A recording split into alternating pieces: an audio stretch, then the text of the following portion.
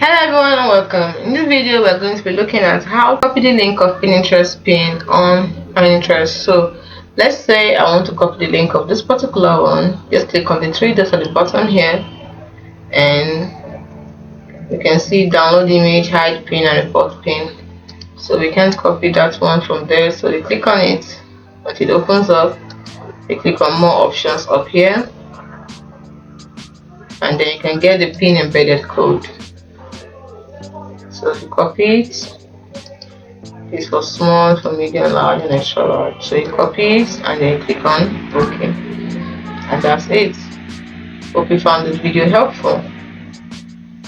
I think you can also share by clicking on share, and then this is where you can actually copy the link. The other one was how to get the pin embedded code. This is how to get the link. Just click on copy link and then you paste it where you want to use it. It's as simple as that.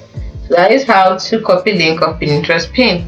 Hope you found the video helpful. Do not forget to like and subscribe to the channel for more. Thanks so much for watching. See you in the next video. Bye.